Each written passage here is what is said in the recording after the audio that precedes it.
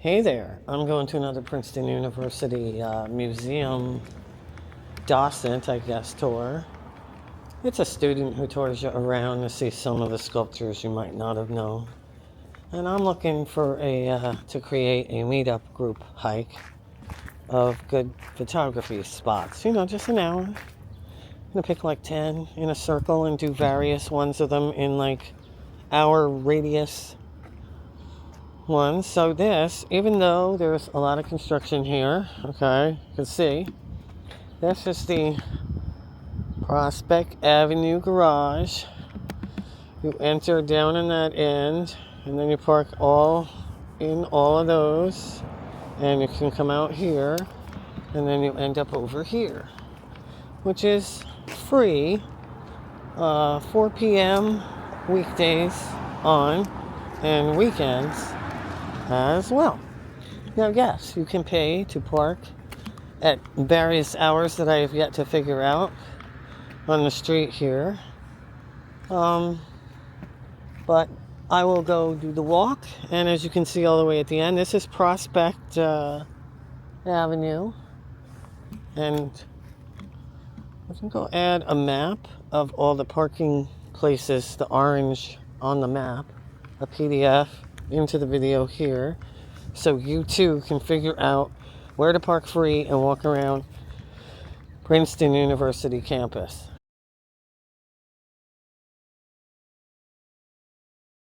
Because there's just little lovely 10-minute walks, 15, 40, 5 mile. I've done a 5-mile hike with a photography club. I think they're having theirs April 14th this year. It does it like as an annual spring thing. So I'm going to shut this off, and I'll see you when I get over that way towards this tour today, which starts at Nassau Hall. So it's a little bit of walk. Prospect to, I think it's Shapiro Way, or that's the walkway behind there. I guess I could have taken that way too. Alright, maybe I'll go up that block there. I'll turn it back on when I hit the area I'm hoping to pass, because it has these beautiful cherry trees. Oh, I kind of see some of them through that. Alright. So learning about street parking when these meters are active are Monday to Thursday, 9 a.m. to 8 p.m., Friday to Saturday, 9 a.m. to 9 p.m., and Sunday, 1 p.m. to 8 p.m. It's some kind of like do your card thing, the modern way. Yeah, the modern way to pay for parking. I'd rather park in the free garage and walk. There's enough of them. Alright, thanks. I was just walking by this house, and I'm like, wow. Alright, why will it not go on it? There. Okay, there it is. Check this out. I don't know what building this is, but damn. It's like an estate. Look at some of these houses on Prospect. This is a tour in itself, I guess, if I looked up the history of each one and figured out if they were dorms or... So yeah, look, you can park in the garage and walk for 5-10 minutes up and down Prospect alone. Someone told me there's an international building over here where there's a fountain, and the Zodiac statues were originally in that fountain, and they were moved and put over there because of the water damage issue. Wow. That's an ancient art, slate roofs and stone pointing.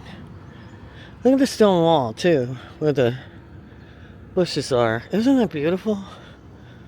So beautiful. My camera wants to focus more on the grass.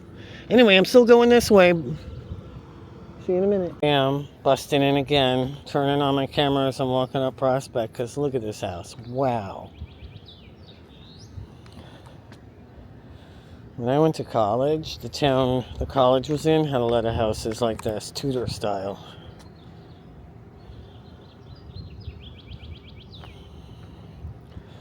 And I just thought they were very beautiful.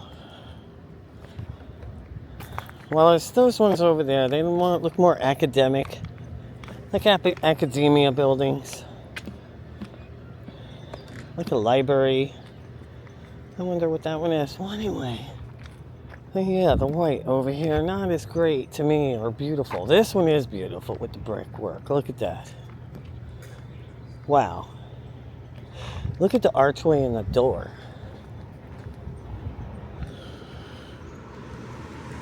That's just amazing. All right, well, onward I go. Oh, that looks intriguing, like I must go over there on the way to the tour. Ooh, look at the beautiful dogwoods.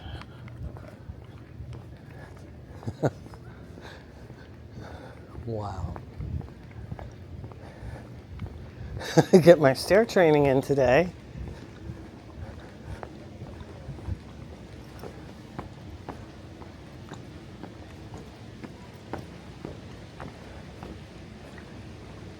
I hear a water feature. Hear it?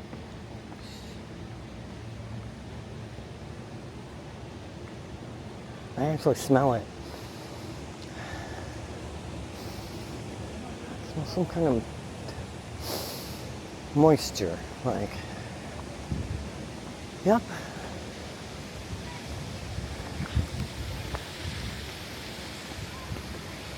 There's an actual scientific reason for it. It's the water particles hitting the surface of the water create a positive ion environment. Look at that.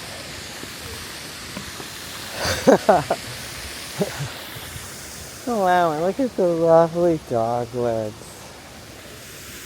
Oh, that's a little good detour. See? 10-minute walk, not even. Oh, I usually show my footwear, I'm not sure why. Today, I have red high-top classic Reeboks on.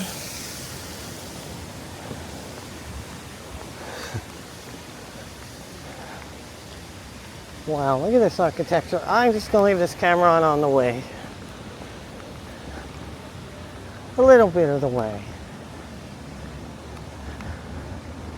I should call these videos Exploring Princeton. Oh, yep, Shapiro Walk. That's where I was supposed to go. Then switch to Makash Walk. And in a way, I'm showing you guys where to go from the parking place to go over towards the chapel in Nassau Hall. Exactly. All right, I'm gonna walk down to there. Uh-oh, I found this and I was like detouring again. Ooh. Oh, I'm on the side of the chapel. Oh, I'm going in the right direction. See that group over there? I highly suspect it's a campus tour. And I've seen them many times, and I'm highly debating just tagging along and infiltrating the group. And see if they notice and let me or object. Like, why not? I get a campus tour. Alright, anyway. There's the chapel.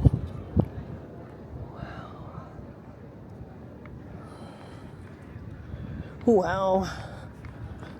Alright. I gotta make it over to Nassau. First I'm going in the library. Which, for this hike, there is a bathroom inside the lobby. Alright, so I'll see you after that. Aha, I have made it to Nassau Hall. And I got about 10 minutes before anyone shows up for a tour. So I'm gonna go sit over there. Oh wow. Okay, I'll start my spiel now. Okay, so I introduced myself to some of you. I'm Jillian. I'm a student here at Princeton for first year, and I'm planning on studying history with a minor in art history. So big interest in art, which is why I'm doing this as a volunteer. Today we're going to be looking at a few pieces in our campus art collection, which is our outdoor sculptures. Be about 45 minutes to an hour. No stairs, but if there's any questions about route or accessibility, please feel free to let me know. And yeah, I'll be showing you a few pieces, and then at each piece I'll stop, tell you a little bit about it, ask you some questions, and then there'll be time to ask me questions. Before we get started, I, as a history major, love to start the tour with just a little bit of history about why we have all these sculptures on our campus. So in the late 60s, Princeton received a donation of about $1 million to start a fund to collect and showcase some of the magnificent works of the time for all of the Princeton community to see. So instead of putting it in an art museum that had walls so that not all visitors could see, it was established as a fund for sculptures, and this fund is called the John B. Putnam Jr. Fund, in honor of John B. Putnam Jr., who was a student here in the 40s, who passed away in combat in World War II. So we'll see some of the works in our tour today will be part of that collection, and some of them are newer and not from that. Okay, so we'll head to our first stop, which is going to be Henry Moore's Oval with Point. Just follow me this way. Super short. You'll see it right around.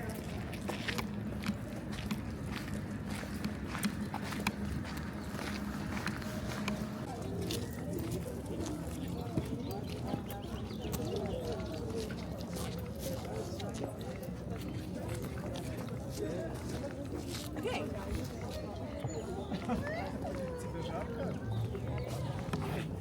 Super common photo op, so we'll try and see if we can stand a little bit to the side. So this is Henry Moore's Oval with Points. This was made in 1968 to 1969. Henry Moore was a very famous and popular sculptor of the time, and with the John B. Putnam Jr. collection, they set up a committee of people who worked at the art museum to decide what artists would be selected, and Henry Moore was at the very top of their list.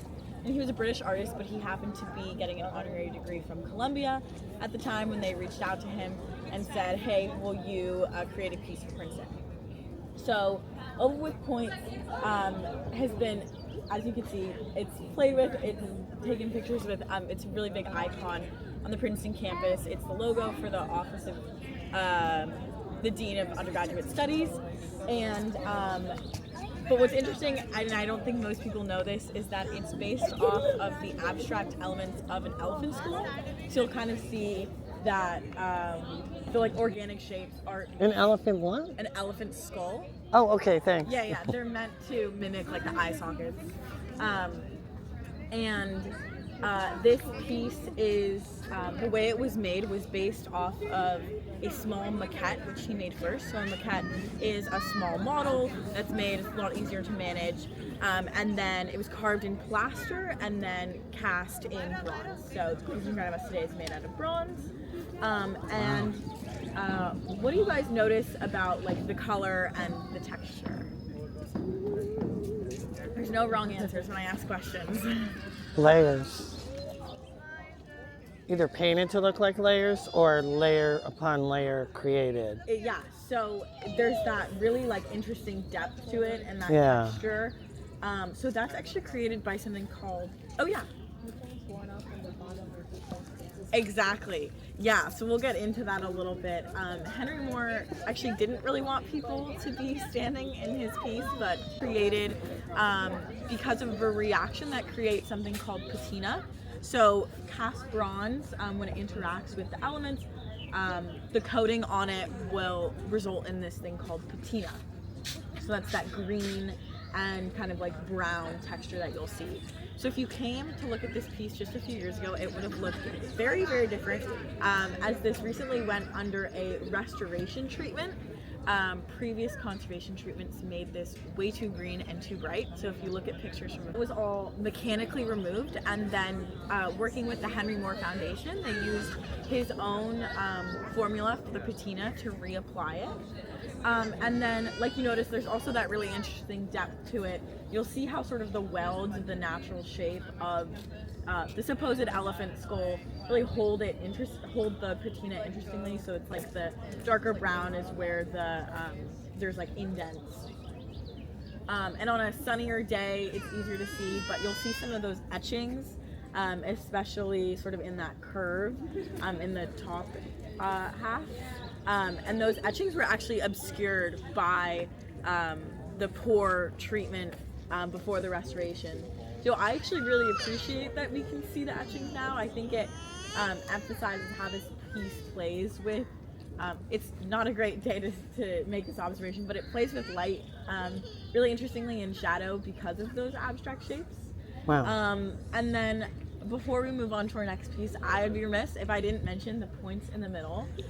Any observations about them? What do you notice? It turns the negative space into a sand glass, an hourglass. Exactly. It's quite interesting on the maquette, which we actually have in the Princeton Museum's collection. So if you go online, you can find it. The points are a lot more stubby. They don't have that same point that turns the inside into that really specific hourglass shape. So somewhere in between, like the prototyping phase and having the finished product, he made these points pointy and a lot closer together.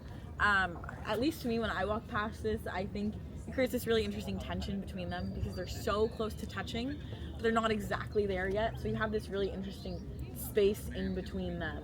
Kind of has like an interesting like life force of how they're really reaching out and trying to touch each other, but they just can't. So yeah, this is Henry Moore's Oval Points. Any questions about it? What's it weigh? Oh, that's a good question. It's got Is it solid? I don't think it's solid. Go knock on it. Knock, knock. I doubt it would be. Yeah. Yeah. But I do know that when they did the conservation treatment, they like shut down this entire area. You had to walk a different way. Yeah. Any other questions? Conservation was done in place outside? Yes. Yeah. I think it was 20.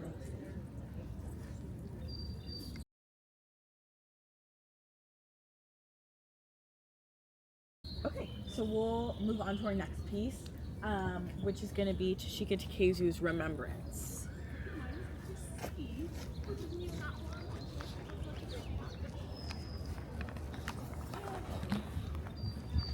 Here's a map of the You Are Here.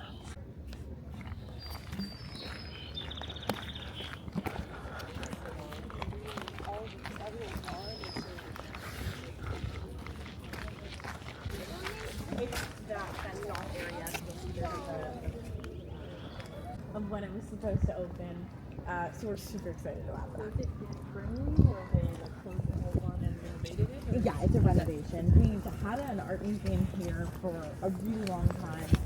It was a weird layout, though, wasn't it? Like sloped and down and up, and it just felt. I don't know because it's. Oh. I wasn't a student here when Oh, okay. I just was like, they're destroying that. Can I follow you in? Okay, so we can kind of step in. Okay. Ooh, they're just starting to bloom.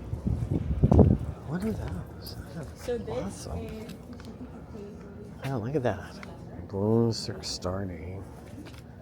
Casey is a Japanese-American artist who's primarily known for their ceramics. And they actually were a Princeton professor for 30 years, which is neat to now have her piece here. So Remembrance, well, where we are right now is Princeton's 9/11 memorial. So this is in memorial of the September 11th attacks. And so if you look down at your feet right behind you, you'll see that there's 14 stars and each has a name on it. So that's to commemorate the 14 Princeton alumni who passed away in the attacks. Each one has a name. And stars are used all across campus to commemorate alumni who passed away in combat. So you'll see them on dorms. So look out for that if that's something you're interested in. So this bell is meant to guard the entrance to this little alcove. So we didn't really walk too far from Henry Moore's Oval with Points, but this is a very different feeling. Does anyone kind of want to speak about the difference? it's a more intimate space. Exactly. So it's much more intimate. We're not seeing people interacting with the piece, kind of climbing all over it, taking pictures with it, which I think is quite obviously intentional, given that this is a space of commemoration and remembrance, given the piece's name. So looking at the piece, this is also a cast bronze. You'll see that same patina. But to me, at least, it doesn't really look like it's supposed to be cast bronze. It's an interesting shape, and that's because it is actually modeled off of a ceramic vase. So you'll see, like, the ribbing on the outside looks like something that a ceramicist would create using coils, and that's because it was a vase first, and then it was made in cast bronze. And then this interesting frame that it's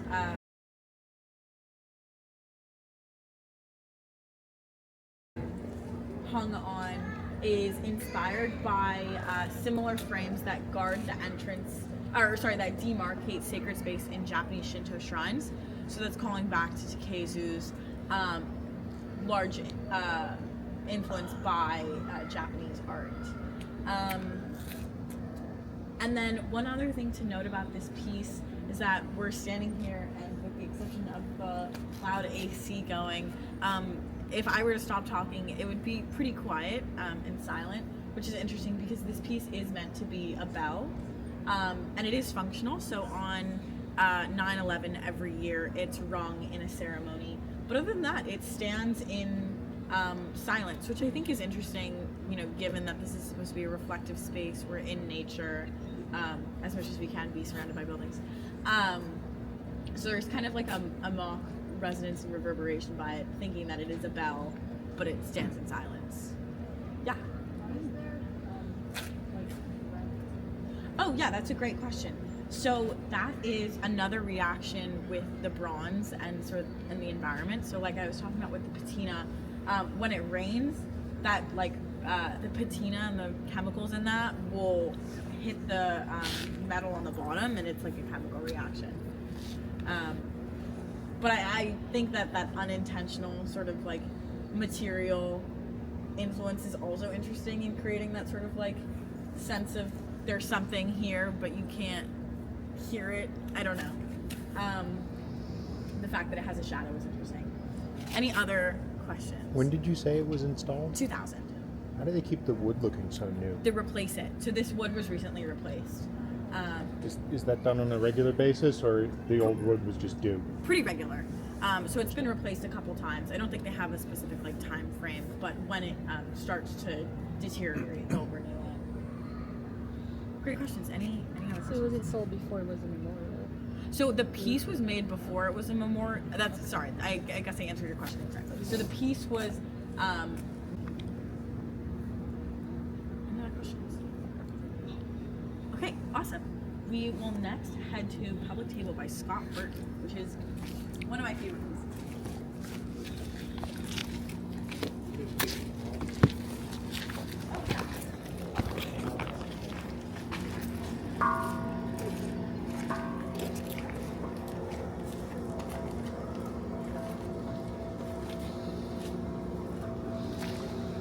God bless you.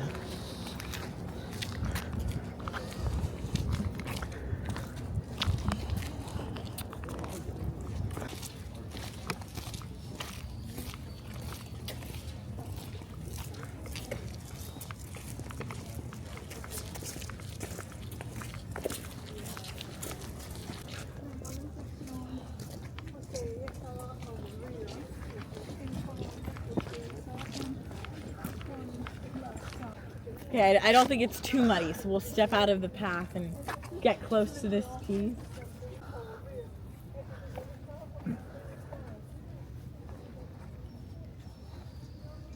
So this is Scott Burton's Public Table, made in 1978 to 1979.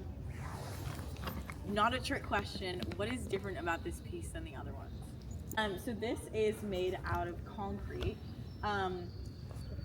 And I find the way that it was made pretty interesting. So what they first did is they poured the mold for this pedestal down on the bottom, and then when before the concrete set, they put a metal armature in the middle, and then poured the mold for the disc on top. And then they waited 2 weeks, or they had to wait 2 weeks for it to set before they continued with the process and sanded it down. Because concrete's porous, so if they didn't have the process completely done and set, then water could seep in, and then it would corrode the metal armature in the middle, and then the piece would fall, and then we wouldn't have our beautiful sculpture. So yes, so it's concrete.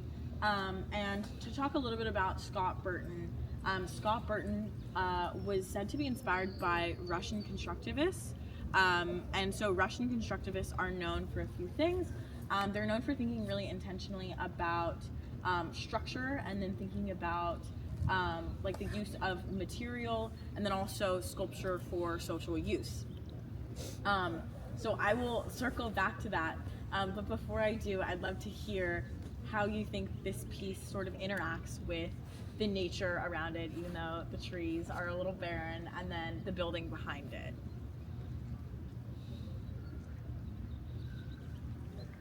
Makes me want to add chairs around it and use it as a table. I don't know. It doesn't fit, in my opinion. I don't know. Exactly. It's just There's odd. this really interesting contrast. You have this somewhat different. Russian constructivist inspired concrete piece next to these have leaves on them, are actually quite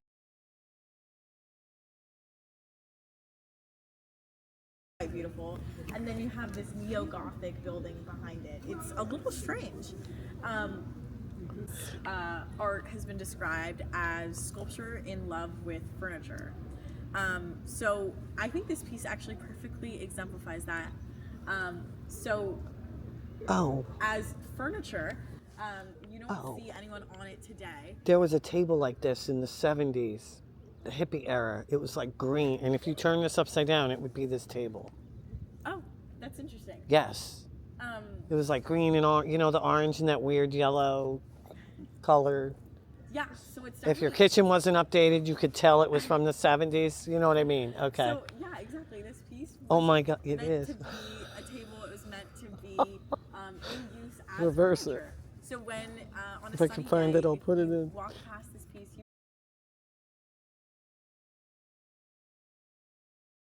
you would actually see people sitting on it and using it. And the piece really does invite that. It's concrete, so it's sort of it does absorb the sun, and it's warm, and it's nice to sit on, and it's really smooth, so it is inviting of that interaction, very differently from Henry Moore, who would not love the way that his sculpture is being used right now. Scott Burton was really inviting that. So this piece is furniture, but it's also sculpture, because like you noticed, this really does stand out from the nature and the architecture behind it. It has that interesting shape and that geometric element of it being a cone, that if you didn't know there was a metal armature in it, you kind of wonder, well, how is this piece of heavy? You should have built benches Yeah. into the concrete Maybe would have around it. too much into the furniture element. But yeah, I love this piece, and sometimes you'll walk by and you'll see yoga classes being taught on it, which is really fun. Really? Yeah. I'm sorry. So yeah, feel free to walk around this, sit Jump on on. it, I stand don't, on it, I jump don't on know. it. I don't want to be the one when it breaks. I wouldn't sit on it. There's actually an interesting story about it getting broken. If you notice, Okay. this little piece doesn't match the rest of the concrete. One time a tree branch fell on it, and concrete is sturdy, but it's not that sturdy. Oh, And okay. this piece chipped off. And then you might be wondering, oh, why didn't they just fix it, make it the same color? No one would ever have to know. Good luck. Good luck, exactly. Concrete is so specific, and Yeah. if you had a change in the pH of the water, or even just a slight change in the makeup of the material, it'll change the color and the way it looks. So we'll forever have a little bit of remembrance of the impact. So yes, it wasn't anyone jumping on the table that broke it. Okay. The yoga people are not guilty. Yeah. All right, good Any job. questions about Scott Burton's public table? No. I know. Yeah. So I think. Crunch them. Yeah. So I think it was that really intentional 2-week curing period that they let it have. It does what? And then it has no cracks. Yeah. No, I love this piece. I love that it's like a Russian constructivist, like. We're doing a like 40-minute art tour if you want to join it. It's free. Okay. It's free. Thanks. If there's no questions, we'll move on to our next piece. She's from the museum. They Very post short them. You know a lot about how they built the Hoover Dam. I know. So the Hoover Dam might still be the largest concrete structure in the world.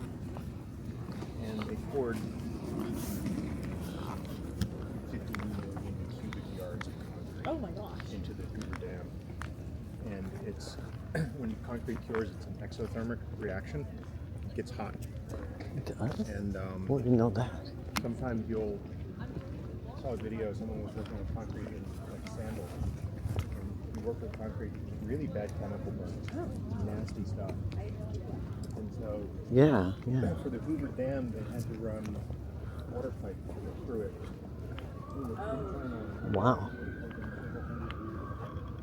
That's kind of ironic that it's a dam. Oh, there's something right here. I didn't even notice. Okay, so this is George Ooh. Rickey's Two Planes Vertical Horizontal 2.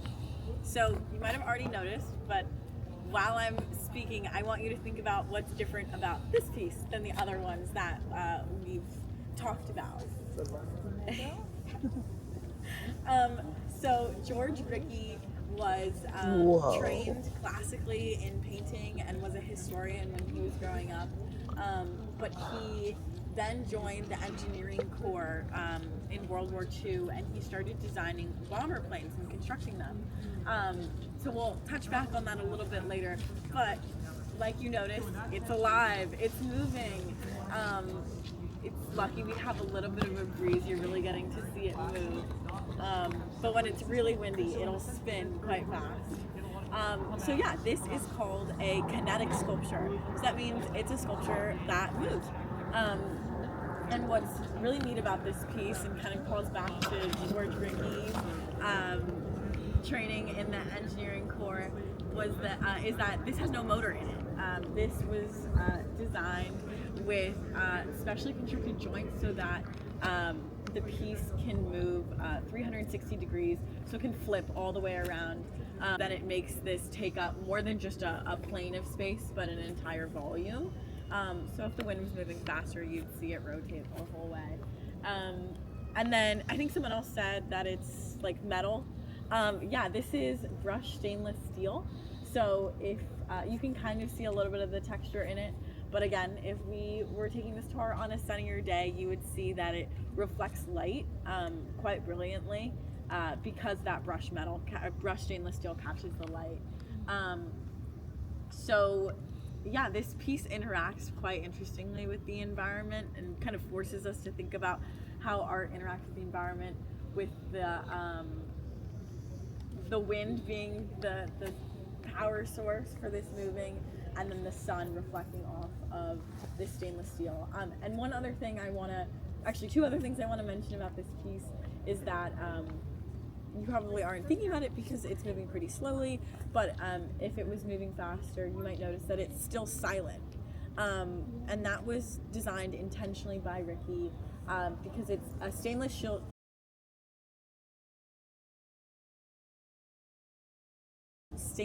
sheet, and then a block of styrofoam in the middle, and then another stainless steel sheet. So it's silent, and there's nothing inside except for styrofoam. And the other thing I want to note is just a fun fact. This is rumored to be the highest point on Princeton's campus, this exact point. The rest of campus is downhill. I say rumored only because someone came up with that fact years ago before the campus's expansion. So if anyone wants to go charting the campus, you can see if it's still true. You can find it out by looking up what's called HUC codes, HUC, hydrologic unit codes. It's the ridge and valleys of everywhere in New Jersey. All right, I'll have to look it And up. that's what they derive watershed boundaries from. Because all the water from the high point drains to the low point. Any other questions about George Rickey or? Does it also spin like this? It doesn't. That joint? No. No, it only spins vertically. What do you know about the texture? So it's brushed stainless steel. Like, wow. So stainless steel would. Even the pole, you see it? Like even the pole he did. Yeah. So I would imagine they took like a wire brush and they. Yeah, or some. I don't know. I'm wondering. Do you know if it's coated? Coated. I don't know. I'm seeing rust, but that could also be that it hasn't been. Probably. Any conservation. At least with varnishy, you know, shellacs. Yeah. Yeah. Yeah, I don't know. I would still varnish it. Yeah. Yeah, I think this piece is fun. I'll walk to the library and I'll never know. Is it going to be pretty still, or is it going to be moving around? Any other questions about this piece? How long has it been here? I've never noticed it. That's why it's funny. I know. It's kind of funny. You'll walk past I mean, I've been in there how many times? and you'll never notice it. 1978 to 1979. Okay, so it's been here a long, long time. Wow. Funny. So odd how that works. Okay, we'll move on to our next piece, which you can see from over here. It's Jacques Oh. Lipchitz' Song of the Vowels. Song of the Vowels? Song of the Vowels. I will. Okay. It's an interesting story about the name, so I'll get into it. Hey, maybe I can get the Princeton Museum to take us. It's worthwhile and very close to. This is Jacques Lipchitz's Song of the Vowels, which was made in 1969. So a little bit about Jacques Lipchitz before we talk about this very interesting piece. He was a very famous and well-known Cubist sculptor, but he innovated on the classic Cubist forms. I don't know, well, I think you can see from this angle, there's quite a few kind of like holes and voids in the solid form of the piece, which is not classically done in Cubist sculpture. So he was an innovator in that. So that's a little bit about Lipchitz, but really about this piece, you're probably looking at it and you probably have a few ideas floating through your head of what it is. I'd love to hear any and all answers, what you think it is. The world's largest hood ornament. The wings look like musical notes. Okay, you're getting so close. You don't have to come up with the answer. Ooh, It's kind of ooh. confusing. It's kind of The staff. I didn't see it. Clef. Is that clef? I won't make you guess any longer, but I have heard But other why guesses, hands? like Why it hands? looks like an angel. Hood ornament. Yeah, Picture? yeah. It's like a Rolls Royce hood ornament. But the ear Thank you. I was and like, the what one hands was and the that? music note come together, and a harp? this is it's a harp. Is it? So it's meant to be someone playing the harp. So you'll see it's like their ears here and their hands.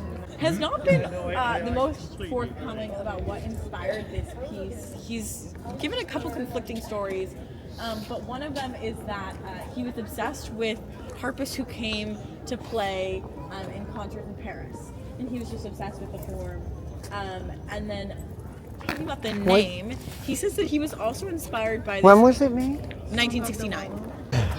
But the name Song of the Vowels is said by him to maybe be inspired by an Egyptian hymn or poem, which was said to be able to subdue nature. Kind of don't have much more information than that, but I think it's interesting that I don't really think of the art-nature connection with this piece, but the name and knowing a little bit of the background kind of force you to think about that, along with many of the other pieces that we've already talked about. So thinking about the material of this piece, it's kind of been a common theme word for. This is also cast bronze, but you'll notice there really isn't that same patination effect. There's a little bit right here, but really not that much.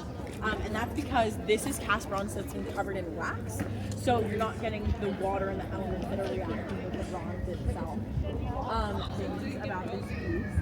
Although it's cast bronze, it was based off of a clay maquette, which is that small model.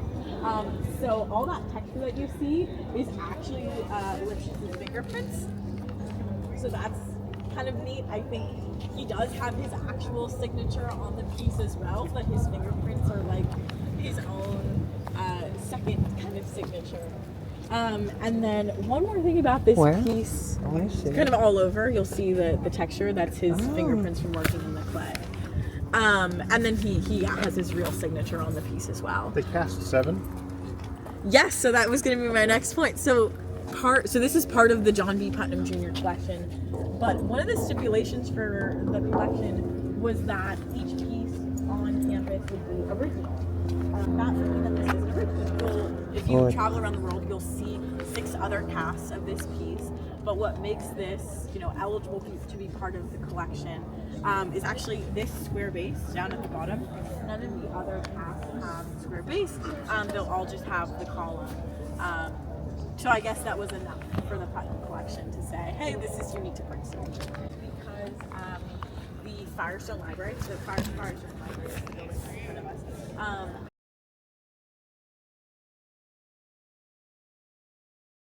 has their underground shelving there, and there was some problem with the weight, so they had to move it off center. But that's, again, a rumor floating around campus. Any other questions about Song of the South? Okay. All right, I'm putting it back on at intersections so we know how to get to these locations if you're watching. Hey, so if you like figuring out places to walk about, local in New Jersey, PA, subscribe. Oh, I have never come down to this meadow area, and there's something over there too, where those people with the yellow shirt are. I think there's some kind of like square area, like a rectangular sitting area with benches, I think. But you have to walk into it from the front, not the side. Okay. Oh, look at that. Okay, so I'll preface this piece saying that half of what I'm going to say is not applicable today because this piece is a lot about playing with light, and the sun has not been kind to us today, and we have absolutely no light, so no shadows. But this is Louise Nevelson's Atmosphere and Environment X, which was made in 1969 to 1970. Louise Nevelson is known for her sculptures made with wooden boxes, but clearly this is not made out of wood. This is made out of a material called corten steel. And she was actually 70 years old when she made this sculpture. So she switched materials at the age of 70, which I always find so impressive. But with her wooden box sculptures, a lot of her work was very architectural in its feeling and style. It's very sensible, modular. And I think this piece even more so exemplifies that, even with some of the organic shapes of the circles and the cutouts. And because she was limited in this form a little bit by the corten steel material, it's much more rigid, harder to work with. But yeah, so to talk a little bit about this piece, the form itself is modular and rigid and rectangular, quite clearly. So it does rely on light to sort of add in that playfulness that she was intending. So on a day with sun, you'll see that the sun will cast shadows through it. And depending on where the sun is in the day, it'll cast these really beautiful light and lacy shadows on the ground behind it. Or it'll kind of maintain some of that like blocky sturdiness with more stark shadows that are shorter. But one question I want to ask you guys is how you think this piece sort of, given that it is sturdy and blocky, plays with Firestone Library behind it. There's no wrong answer. It's got no gingerbread. Although Exactly. Yeah. Exactly. You have that corten steel, which is a very industrial material. I'll speak on that in just a second. But it also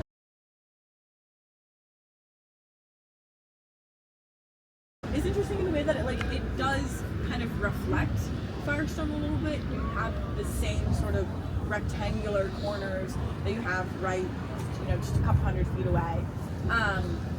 Something else, I think, when you're talking about architecture, The outbuildings kind of, it's a transitional kind of Gothic to a modern cold steel look to then this. I've actually never. I actually thought of it that it fits because of it. Yeah. It brings like the metal of the street and the street posts and the seats to a different kind of metal to then the Gothic. I never thought about that, but I It actually just, really it like just, that, thinking about this as a transition piece. that's how I see it. See it as a bookshelf too. Yes. It Yeah. it's very interesting. Because it does seem so square, but you have all the rectangles and then the organic forms in it. But talking about the street and Firestone Library, actually, this piece has a funny story. I keep using the word architectural, and that's because the city of Princeton deemed this a piece of architecture. So this was supposed to be further towards the street side, but it was a coding issue because if this is architecture, it's a building, and you couldn't have a building that close to the street, I guess. Yeah, the setback requirement. Yeah, so it's, I think that's kind interesting. Because it was That supposed is to be weird. a little bit more public to the town of Princeton than necessarily the This piece is, Does that mean it has an address and a tax bill every year? I'd love to put that in. Louise Nelson's atmosphere environment. What's the address? Maybe it does, right? I know. I think it's kind of silly that this is deemed a building. But before it starts downpouring on us, the last thing I'll note about this piece is that it did go under a conservation treatment as well. Classic to Princeton art, I guess. So I mentioned that this is made out of corten steel, which is an industrial material and is used by a lot of artists because it rusts to a certain point and then it stops rusting. So you can kind of count on it being predictable and how it's going to stop rusting. But this piece was actually, I guess it was put together incorrectly or it was treated incorrectly, so it was continuing to rust. So then they had to take the piece apart, fix it, but then as they were fixing it and putting it back together, they decided to paint this black. So black. And then they also put one of the squares, Why? square cubes on wrong. So then we had to go back. Oh my. Remove the black paint. So this is how it's supposed to look before we still rust. And then they fixed the square. So we're seeing the piece as it was originally intended by them. Yeah, any questions about atmosphere and environment? How many fasteners did you need? It's really making my OCD. Yeah, look at it. I know, that's a great question. These are I'd love to missing. know. Those are stainless. I'd They love don't to know. match. Why do you Yeah. have to be those? Talking about conservation. They're clearly- The bolts got my attention, all the bolts. Any other questions about Black this piece? now. Okay, Right, that was the end of our tour. Thank you so much for joining me. If I did a good job, then I would encourage you. Yeah. Yay! No, I would just encourage you, if this was interesting and you enjoyed it, to go on our residential college neighborhood tours, which are Saturdays at 2 p.m. You'll meet at a different location. But those are great. There's some really fun pieces in the other tour. And then I would also say our art museum is opening October 31st, so come back. see Oh, it's that one. October now? Okay. On October 31st. It was like spring and then, okay, And then, okay. we also have art on Bainbridge, which is Yeah, over over there. there. Yeah. Which Is there still the one over there too? No? not. It's just Okay, art on okay, Bainbridge. just that one now? So, yeah, thank you so much. If you have any questions, let me know. Otherwise, Is there a guide on that tour as well? Or how many guides are there? in the program, I want to say there's about 30. So we all only give one tour a semester. So this is very Yeah, it's like every Saturday and Sunday, at least till the end of April's calendar. They may do more, I don't know, but that's because I'm going to do a meetup one. And I was telling them I'm going to be bringing people. Like, yeah, Just on Saturday. forewarning them. Where does your tour start? That's a good question. I think it starts at I'm not The sure if Zodiac it starts at Animal Ai Weiwei's Heads. Zodiac Heads, which is right by The if you put in theater Google Maps, like, garage. the Dinky restaurant. Yes, It yes, starts there at 2. right behind it. Missing out. Wait, they are. And you they only should do one absolutely each time, so Is Yeah, that how it I'm works? done. So we But the won't other- see you like the 26th or 27th No, one? Or... I'm done. But the other tour guides are also amazing. Okay, then I am going to state out loud. You're extremely. What level? What grade are you in? I'm a freshman for first year. No shit. Yeah. You're going to be very successful. You're freaking highly intelligent. You know the details of this. You're articulate. Your tone is level and even and friendly. You're going to do really Thank well you in so this much. field. I appreciate that. I just want to Thank say you that so too. much. You don't see that always. I was telling him how was yesterday. How went well. It was awkward because it was just me and one other person. It was really awkward. Do you get what I mean? Like, Yeah. I thought it was going to be just me until someone else showed up. Thank God. Well, thank you so much. But, I appreciate yeah. that. And I hope. Okay. So this is Nassau Street right here. And I always wondered what was over there. So if we can walk to over there, let's go over there. I want to see over there. And I saw these people hop the fence to get in, which is really crazy, but I want to go over there. And that will be the last of my explore here. Then I must go.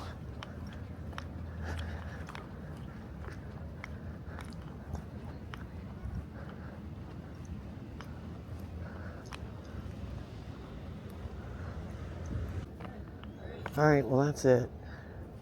That is an over and out for today.